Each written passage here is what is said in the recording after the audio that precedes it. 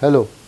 So far, I have avoided talking about ketosis, and bear in mind that I always use the term nutritional ketosis when I refer to ketosis. Uh, but I have seen that ketosis, ketogenic diet, keto foods, keto this, keto that has become a big fad in India, and people have started making a lot of money in from these terms. Uh, Therefore, I thought that I must educate people about ketosis, because most of these so-called experts on ketosis do not understand the process, the term, or the metabolic reactions behind what actually is nutritional ketosis. So, to begin, I would like to share my story, how I came into this field.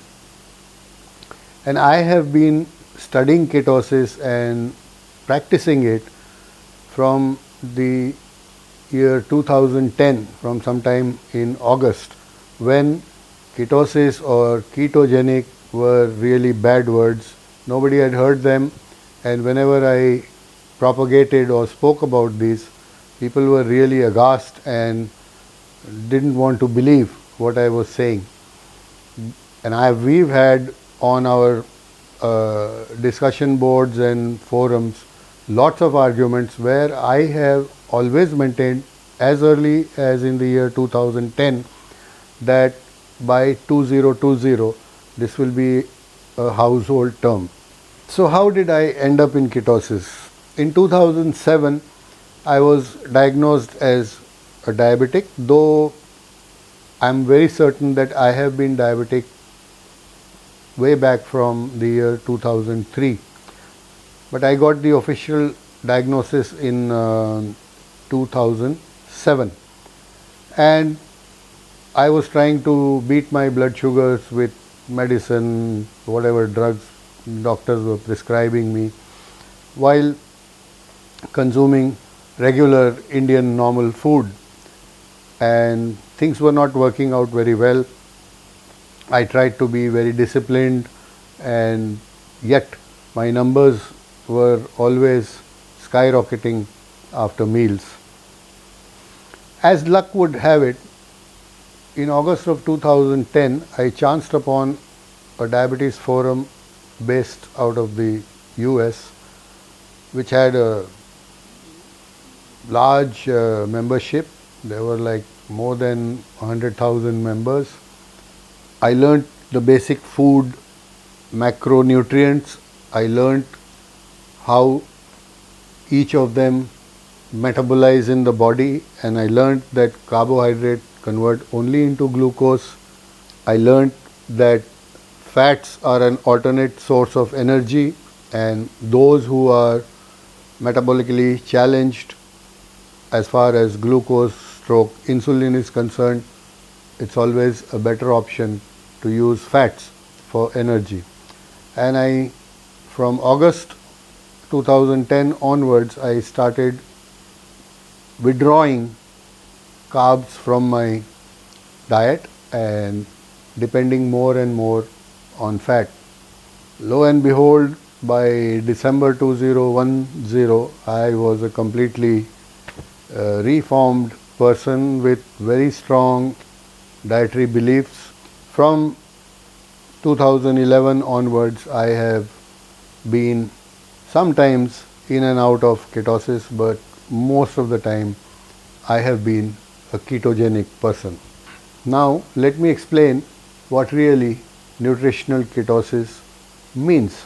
I found a very good study on the NIH database from the US, and this is what they describe nutritional ketosis as. It's worth reading. So, nutritional ketosis can be defined as the intentional restriction of dietary carbohydrate to accelerate the production of ketones and induce a metabolic effect that stabilizes blood sugar, minimizes insulin release, and this is the interesting part, and thereby mitigates the anabolic and tumorogenic effects of long standing insulin resistance. Very interesting indeed, in that the definition itself says that nutritional ketosis can rid you of so many metabolic problems. So let's take a deeper look into nutritional ketosis. In many videos we have covered that there are three macronutrients in diet, macro meaning large. So these are carbohydrates, proteins and fat. And I have also covered that proteins are not the preferred source of energy for the body, though the cells can produce energy out of proteins, but proteins are reserved for build-up and repair, and the metabolic pathway of extracting energy out of protein itself is an energy consuming reaction. Therefore, the net output of energy is very low and the body tries to avoid using proteins for its energy. That means that the energy has to either come from fats or from carbohydrates. When you use carbohydrates which convert only to glucose, you are dependent on glucose as your source of energy. In the case of fats, these fatty acids ultimately give ketone bodies or ketones to our bloodstream and to the cells, and these ketones are the alternative source of deriving energy for the cells of the body.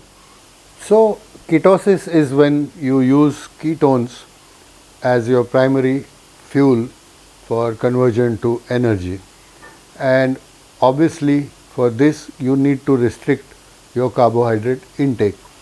How much should you restrict? My take is that carbohydrates should be at a maximum level of 30 grams per day, definitely not over 50, whereby you start going back to glucose as the energy source, and therefore I try to keep it between 20 and 30 grams in a day. So what are the ideal food ratios which will promote ketosis, nutritional ketosis in the body? So the ideal food ratios to achieve ketosis would be something like this. How I work it is, measure your height in centimeters, deduct 100, whatever is the number, residual number, that is your ideal weight in kilos, and that is the ideal amount of protein grams or grams of protein that you should consume in a day. And now divide that by half, that should be the amount of carbohydrate grams that you consume in a day, and multiply it by 3 to 3.5, and that should be the amount of fats that you consume in a day. So in my case, I am 173 centimeters, so 73 kilos is my ideal body weight, and 73 grams of protein is my ideal protein consumption in a normal active life. If I am a very active sportsman, or I do some bodybuilding or exercise every day, this 73 can be raised to 1.25 times, say about 100 also. But if I am generally non-sedentary but normal active person, then 73 grams of proteins, half of that, which means about 36-37 grams of carbohydrate, and 3 times, which means about 210 to 20 grams of fats. If I maintain my intake in these ratios, or fat higher than that, if I still feel hungry, I will definitely go into ketosis. Once you start eating in this manner and your body switches from glucose to ketones as a source of energy, you will go into something known as Atkins flu or an induction phase, where for a period, depending from person to person, for a period maybe 3 days to a week, sometimes even 2 weeks, you will go into a very miserable kind of situation where you will have nausea and loss of energy and lot of, generally you feel down.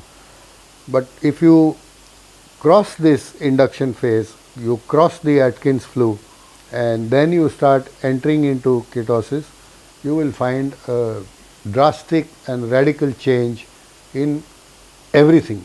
All your health parameters will improve, your weight will start dropping down, your cholesterol levels will improve, your blood pressure will improve, and you will be out of the metabolic syndrome if you are metabolically challenged, and very soon you will be a new you. So this is how you work out what is the best ratio for you. Alternatively, you can work out the ketogenic ratio of your diet, your daily diet.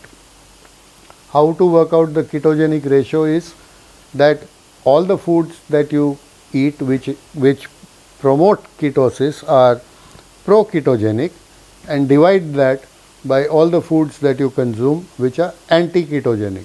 So on the pro-ketogenic side, whatever fats you are consuming, multiply that by 0.9. Then add whatever proteins you are consuming, multiplied by 0.46. So these are the pro-ketogenic foods. Divide that by carbohydrate grams into 1, fat grams into 0.1, and protein grams into 0.58. Whatever ratio you get, whatever number you get, try and keep this between 0.5 to 3 maximum. You will not be able to go beyond 3, but anything over 0.5 will gradually take you into ketosis. Anything over 1 is definitely good. Ketosis can also be induced by hunger. That means when you fast, your body, because it is not receiving the glucose, generally starts to extract fats from your own body, the stored fats, which we spoke in obesity part 4. So hunger starvation can automatically induce ketosis. Now another confirmation of the ratios, the macronutrient ratios required for ketosis came from an argument I had on a bulletin board where all experts of low carbohydrate diet or ketogenic experts were there, and I raised this argument to prove the ideal food ratios for a living human being. My argument was that if you are somehow abandoned in a desert and have to survive only on water, suppose you have only water available with you, but you are not going to get any food.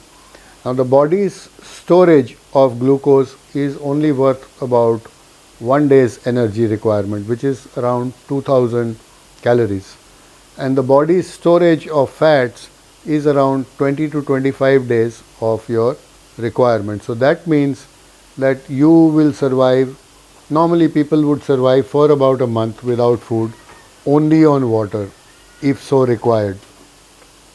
Now in that period of starvation, how does the body behave? Will it extract all the glucose first? Because as the medical world claims that glucose is your preferred source of nutrition, will the body extract all the 2000 calories on the first day, and day 2 you are left without glucose? No. The body will partition your sources for its requirement in a particular ratio. It will require protein for build-up and repair till you are healthy. So this protein will come from your muscles. You will start losing muscle will come from your bones. You will start losing some bones, and it will extract some glucose from your liver, which is stored as glycogen, and it will start extracting fats which are stored in your adipose tissue. So it will extract approximately 75% of resources from fats, about 10% resources from proteins, and 15% resources from carbohydrates. So that is the best ratio to maintain in your dietary habits: 15% carbohydrate, 10% proteins, and 75% of fats. Do that, go into ketosis, and see the difference for yourself. Not only will all your health parameters change, you will find a very sharp mental focus, mental energy, physical energy, and you will be in a completely different world. Try it for 2 weeks plus, know the difference yourself. Thank you for your time and patience in watching this. Hope you enjoyed it, learned something, and do like and subscribe to our channel. Thanks once again.